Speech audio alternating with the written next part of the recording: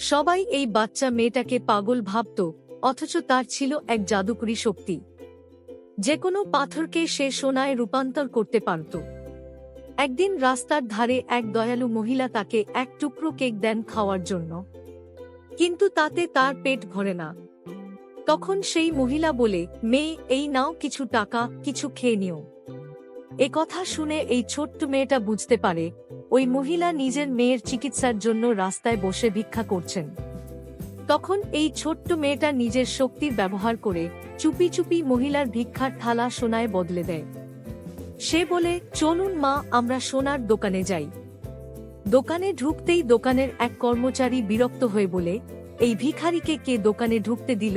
এই ছোট্ট মেয়েটা রাগ করে জবাব দেয়, এই সস্তার পরিমনি, এমনি করে কথা বলো না, আমরা এখানে সোনা বিক্রি করতে এসেছি। দোকানদার অবিশ্বাস করে বলে, তোমাদের মতো ভিখারিদের কাছে আসল সোনা থাকতেই পারে না। এই ছোট্ট মেয়েটা তখন শান্তভাবে বলে, একবার পরীক্ষা করে দেখো, তারপর কথা বলো। দোকানদার বলে, ঠিক আছে, যদি এটা নকল হয় তাহলে আমি পুলিশ ডাকব, কিন্তু পরীক্ষা করে দেখা যায়, হায় হরি, এ তো একেবারে খাঁটি সোনা। এই ছোট্ট মেয়েটা মুচকি হেসে বলে, এখন বলো তো সস্তার পরিমণি। ঠিক তখনই দোকানের মালিক এসে হাজির হন। তিনি জিজ্ঞেস করেন, এই সোনা কি আপনারা এনেছেন? মহিলা বলেন, হ্যাঁ স্যার। মালিক আশ্চর্য হয়ে বলেন, আমি এরকম খাঁটি সোনা আগে কখনো দেখিনি। আপনারা কি এটা বিক্রি করতে চান? আমি এর জন্য 30 লাখ টাকা দিতে পারি। কর্মচারী হঠাৎ বলে ওঠে, স্যার, আপনি কি পাগল হয়ে গেলেন নাকি? মালিক বলল, তুমি চুপ করো।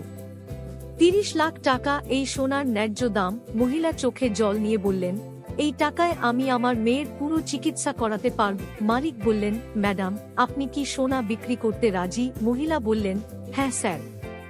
মালিক একটি কার্ড এগিয়ে দিয়ে বললেন, এই কার্ডে টাকা আছে, আপনার মেয়ের চিকিৎসা করান। ভারাক্রান্ত চোখে মহিলা বললেন, ধন্যবাদ স্যার। তারপর সেই ছোট্ট মেয়েটাকে বলল, চল মা, আমরা ডাক্তারের কাছে যাই। কিন্তু যখন মহিলা বাইরে এসে দেখেন এই ছোট্ট মেয়েটা তখন আর ওইখানে নেই, তখন তিনি ধীরে ধীরে বললেন, লাগছে যেন ঈশ্বর আমাদের সাহায্য করতে এই ছোট্ট মেয়েটাকে পাঠিয়েছিলেন।